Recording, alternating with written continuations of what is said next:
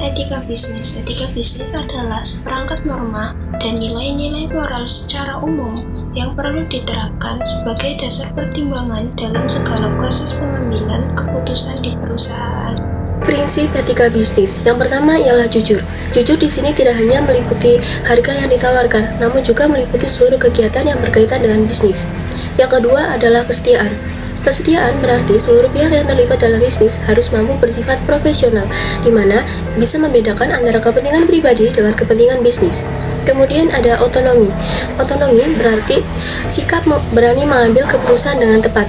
Kemudian ada integritas moral. Integritas moral berarti kewajiban seluruh pihak internal untuk menjaga nama baik perusahaan. Kemudian keadilan. Keadilan adalah hak untuk diperlakukan sama sesuai aturan yang berlaku. Dan yang terakhir, saling menguntungkan. Merujuk pada kebermanfaatan dan keuntungan seluruh pihak yang terlibat dalam kegiatan bisnis. Di sini, kami akan membawakan 3 contoh kasus pelanggaran etika bisnis dalam perusahaan perorangan. Yang pertama, pegawai warung makan di Jogja yang tidak digaji. Yang kedua, praktik salon kecantikan yang tidak memiliki izin di Sumatera Selatan. Yang ketiga, pengusaha kafe di Surandi nekat lawan kebijakan pemerintah. Memasuki kasus yang pertama, pegawai warung makan di Jogja yang tidak digaji. Kasus ini terungkap sebab salah satu pegawai di rumah makan yang disensor namanya karena alasan privasi speak up di salah satu media sosial yaitu X atau sering dikenal dengan Twitter.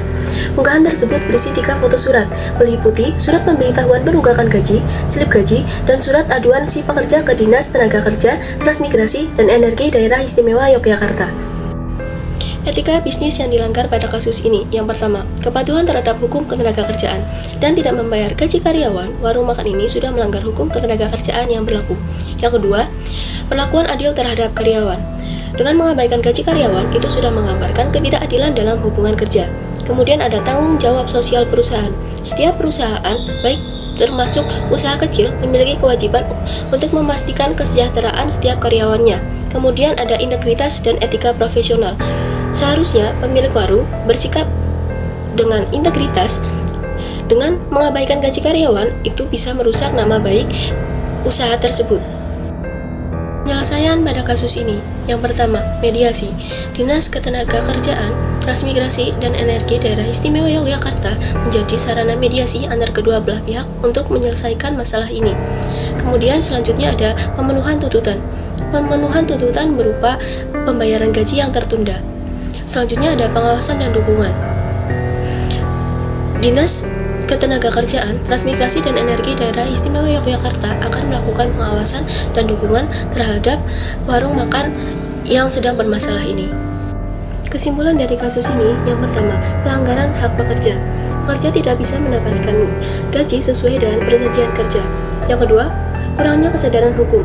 Pemilik warung yang bersangkutan mungkin kurang memahami kewajibannya sebagai pelaku usaha terhadap karyawan sesuai dengan hukum ketenagakerjaan.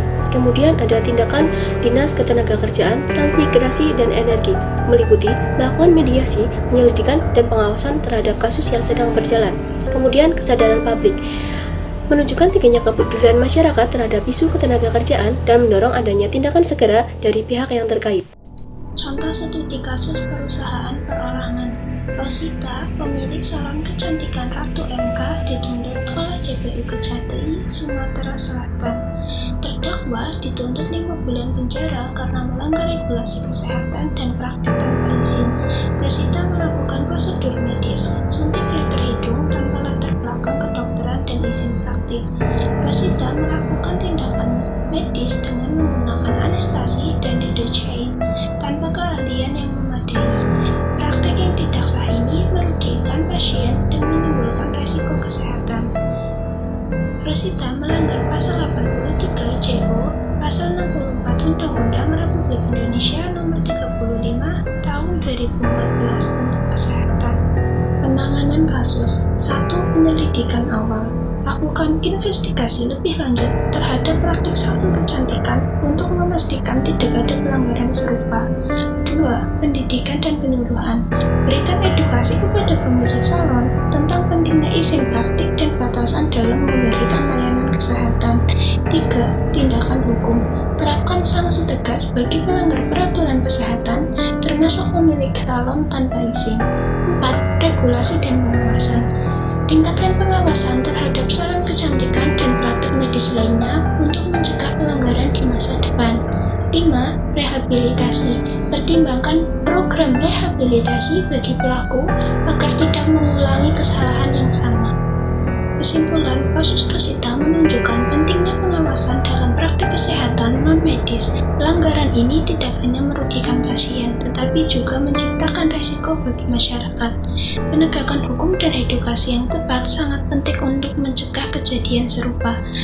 Studi kasus pelanggaran etika bisnis 34 kafe yang dibuka secara ilegal di Desa Suranadi. Tersangka 34 pemilik kafe ilegal. Pelanggaran yang dilakukan, keberadaannya tidak beroperasi layaknya kafe pada umumnya, berpraktek sebagai tempat hiburan yang menyediakan fasilitas karaoke pada malam hari dan menyediakan minuman beralkohol. Prosedur yang dilakukan menutup 34 kafe ilegal tersebut dan melarang mereka beroperasi. Dampak bagi masyarakat, dampak sosial yang ditimbulkan seperti halnya suara bising dari karaoke, banyaknya angka kecelakaan yang disebabkan oleh orang-orang mabuk yang telah mengkonsumsi minuman beralkohol, perkelahian antara pengunjung kafe, belum lagi adanya temuan kasus HIV di Desa Suranadi. Dasar hukumnya yaitu Perda Lobar. Proses hukum selanjutnya, pemantauan terus dilakukan. Jika dalam monitoring tersebut ditemukan masih ada kafe yang nekat buka, Sekda tidak akan segan-segan memberikan sanksi. Penanganan kasus, penyelidikan awalnya yaitu menindak kafe-kafe yang masih membandel dengan membuka kembali tempat usaha mereka yang sudah disegel pada akhir tahun kemarin. Pendidikan dan penyuluhan, pemerintah tetap akan memperhatikan nasib para pekerja di tempat hiburan tersebut. Jangan sampai setelah penutupan itu mereka tidak punya pekerjaan. Tindakan hukum, terapkan sanksi tegas bagi pelanggar peraturan dan menolak untuk dibuka kembali, serta meminta Pemda daerah lainnya untuk mematuhi. Jika bisnis ilegal di Suranadi tidak segera ditutup, aksi sweeping akan dilakukan di lokasi untuk menutupnya. Kesimpulannya, kasus penutupan bisnis kafe ilegal di Desa Suranadi menunjukkan pentingnya hukum dan penegakan hukum dalam mendukung keharmonisan dan keadilan di suatu wilayah. Pemda melalui langkah ini menunjukkan komitmen dalam menghormati hukum serta memberikan contoh untuk pihak berwenang lainnya untuk tetap tegas dalam pelaksanaan hukum. Namun bagi para pemilik bisnis kafe ilegal, penting untuk menghormati hukum, mencari izin yang benar, dan jika perlu mencari jalan keluar untuk masalah izin tersebut melalui kerjasama dengan pihak berwenang.